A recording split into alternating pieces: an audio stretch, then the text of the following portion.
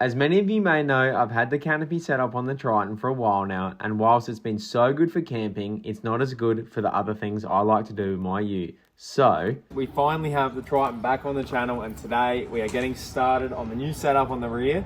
So without further ado, let's just jump straight into it. Alright guys, jumping straight into it, this is the metal I've chosen to use. It is basically the same size as that one. It's a tiny bit smaller actually, but I think it'll look good on the back. I didn't really want it as thick as the headboard. But first of all, what I'm going to do is line this up on the headboard and mark where I need to cut to make that first bend. So basically guys, what I've done here is drawn a line exactly where it meets that bend on the headboard at the moment. And then I'm going to cut out a little section of it so that I can bend it over and hopefully make up that little bend. And then I'll slowly make it bigger and bigger until it lines up perfectly with that. And then I'll tack it up and then we'll do the same for the top.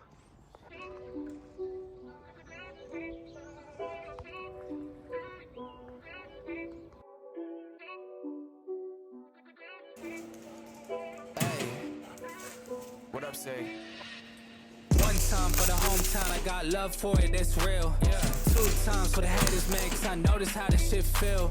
3 times for my family, dog, cause this shit done paid our bills. And I get 4 times my net worth from a year ago with no... Alright, with that all tacked up there now, what I'm going to do is try and get this same thing going for this top here. As you can see, I've got to grind down all these welds and stuff that the last person did on it before I painted again. And you see, that's why I'm painting it. Look at it. Terrible. But I don't know whether it's going to be easier to cut it on an angle, or what. So I think I might get the measurement I need and cut it on that same angle to make it all fit nicely, but I'll see how I go. As you can see guys, I decided to put it in the drop saw. So now I've got 2 sides cut at 45 that will correspond perfectly to each other. So now what I can do is, now this one sits up against that exactly like that and reaches the top. Hold on, if I line it up, reaches the top. It's a little bit taller because I actually cut it a little bit high just in case the drop saw always likes to cut a bit weirdly. So now I measure at the top of that bar and I'll cut the other one to suit. As you can see now guys, I have a perfect join for where that corner meets. As you can see, I've got to figure out a way to make sure this is perfectly straight, because without it being perfectly straight, it'll look terrible. So then you can see the problem with how I did that side headboard thing is you got a bit of a gap. So it's usually hard to fill that, but you can get away with it. But this side one is going to be mint. So I'll get this in a way where I can keep it perfectly straight, and then I'll weld it all for you. Alright guys, so now I've done the other side of the headboard and grinded down all those welds. So now it's all looking sweet. I just wanted to show you how I'm kind of getting this even. So what I've got is a spirit level here. You don't need to use a spirit level, but as you can see, don't go off that line, but it's fairly straight. So what I've got is, this is hard up against the edge on the headboard. Then I've got this hard up against the edge on the top. And then where it meets exactly, you want it as flush as it can be. And then you know it's straight, and then I'll weld it like that. And it's basically a little jig, so I know that it all is perfect. As you can see guys, it is all sitting there. It is the tiniest bit little long on either side. So what I'll do is I will actually just break off that tack a little bit, push it in a bit more, and it should be all sweet. The reason why I'm going to sit it here is because I still want room for my spare tire to sit there and maybe a jerry can holder in the future. Alright guys, as you can see, the back headboard is now all tacked on. As you can see, lines up pretty bloody good with that other side. I had to cut those welds and bring each side out a tad just so it reached the end of the thing. And then I decided on actually moving it backwards. And this is because I want to put tray sides on it. So I moved it all the way to the back so I can have drop down tray sides, so then everything stays in there. As you can see, it's pretty damn level. Alright guys, as you can see, I've just welded in a middle piece here. I cut it at 1700 long, just of the spare stuff I had to match the front one. As you can see, it sits in there perfectly.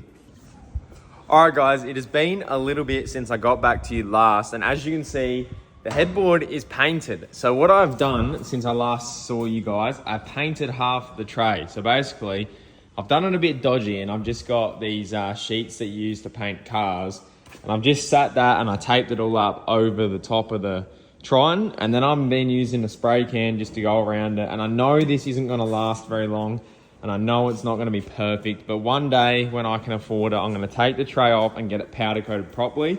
But for now, I'll keep using these spray coats as much as I can to make it as good as it can, but it's coming up really good, to be honest with you. Compared to how the paint was, it's coming up so good. As you can see, the difference between the two, it is coming up so good. So I'm going to keep painting this. I'm going to get it all painted. Then I'll untape the lights, the number plate light, put the number plate back on, and the reverse camera.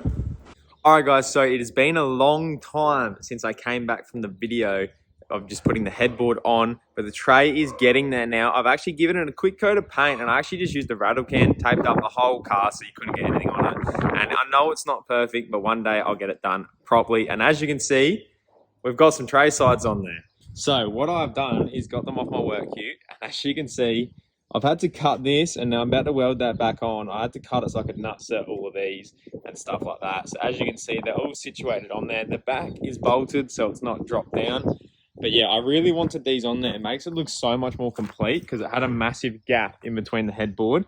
As you can see, we got a rooftop tent on there, which you'll see in another video. So don't look at that.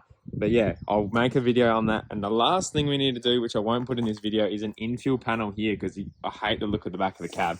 So yeah, as you can see, it is all looking sweet across here. So yeah, I'll get into fixing this other side and then I'll show you the complete product.